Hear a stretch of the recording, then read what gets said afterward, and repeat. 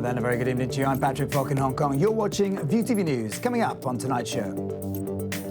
3 of the 7 police officers convicted of beating up Occupy protester Ken Jeong released on bail pending appeal. More details released on President Xi Jinping's 3-day Hong Kong visit for handover celebrations kicking off tomorrow. And a computer virus believed to be stolen from the US National Security Agency cripples computers in Russia and Ukraine.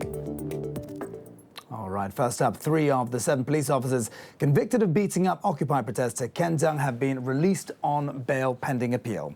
The trio were sentenced to 2-year prison terms in February this year for occasioning actual bodily harm. Court of Appeal Judge Wally Yeung said the chances of getting their convictions overturned is low, but he conceded that the officers' sentences may have been fairly high to begin with, and that the 3 would have served most of their prison terms at the time of their hearing. 4 other officers in the case are also appealing against their convictions. Now, Chinese President Xi Jinping touches down in the city tomorrow to begin 3 days of events marking the 20th anniversary of the handover. Now TV sources say a visit to the scandal-hit Hong Kong Zhuhai-Macau Bridge and the People's Liberation Army base at Shekong are among the stops on Xi's itinerary. He's also expected to tour the West Kowloon Cultural District, where a museum will be built exhibiting China's ancient relics. Of course, Xi's main role will be overseeing the swearing-in of incoming Chief Executive Carrie Lam. Security measures have been stepped up in these areas. Banners and flags can be seen around the Western Harbour Tunnel area and Causeway Bay ahead of the Chinese leader's arrival. A former government advisor says it's important that there's communication between mainland officials and various sectors of society in Hong Kong. Lau Siu-kai, vice chairman of the Chinese Association of Hong Kong-Macau Studies, says that people shouldn't misinterpret Beijing's efforts to improve communication with Hong Kong as interference. Meantime, he praised the current system of appointing people to fill ministerial roles, but he did point out one of the government's failures.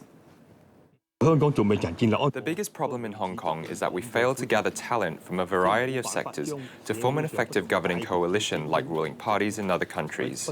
So there is no power strong enough to steer the city's political landscape. Without such a coalition, it's hard to inject new blood into the government.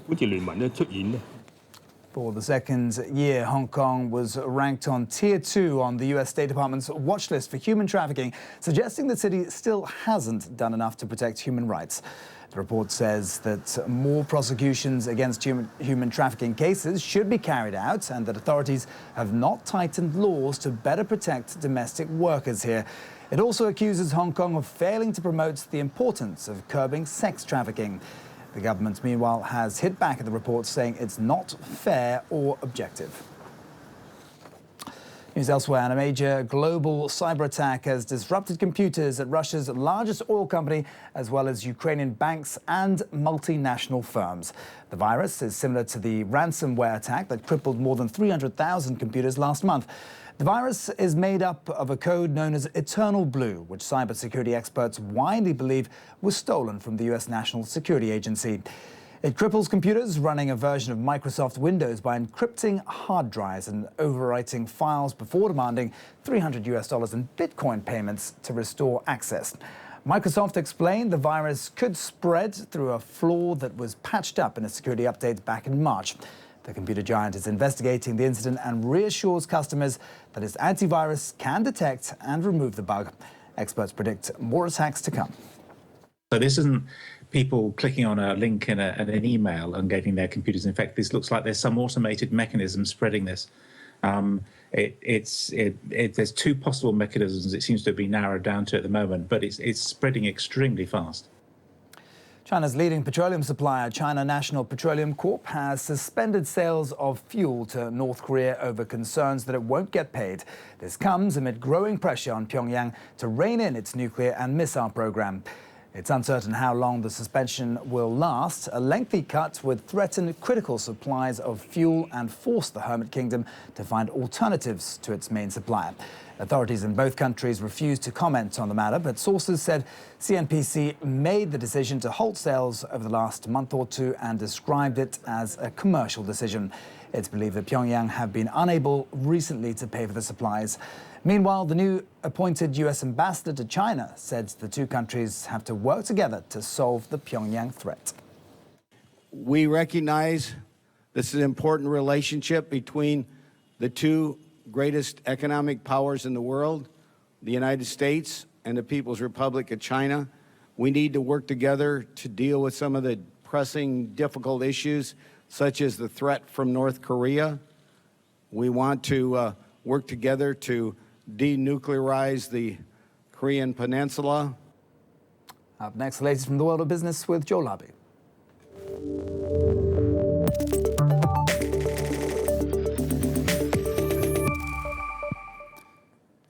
Good evening. Let's start with a global ransomware attack which has brought some of the world's most critical infrastructure to its knees. Operations at India's biggest container port on the outskirts of Mumbai have been severely disrupted. One of its 3 terminals is impacted, and it happens to be the one operated by Danish shipping giant Maersk, which was also crippled by the cyber attack. As a result, containers have been piling up outside the port, and right now there is just no telling how much those delays will end up costing. Well, Hong Kong shares have suffered a sharp drop, the biggest in nearly 2 weeks. Investor sentiment was sapped by losses on Wall Street overnight, which saw the tech sector drop about 1.8%. Traders also spooked by a huge sell-off on the city's second board after a report cast serious concerns over some of the penny stocks being traded. The Hang Seng Index sending the day down 0.6% to 25,683. Now, there are reports Hollywood is launching an audit of box office receipts in China, concerned they're being shortchanged. It's understood several major studios have hired an accounting firm to pore over the film sales. Ticket sales growth in China slowed dramatically last year to less than 4%, but average growth over the 5 previous years was a whopping 35%. The success in particular in China of US flops like Transformers and The Mummy is raising suspicions about whether some theatres have been underreporting their sales. The UK is warning both sides of the Brexit divorce. Petty politics are the biggest threat to a good deal. Finance Minister Philip Hammond made the comments during a summit of Angela Merkel's Conservatives in Berlin. He says a bad Brexit agreement could harm everyone involved and is calling on European leaders to better sell a message of harmony.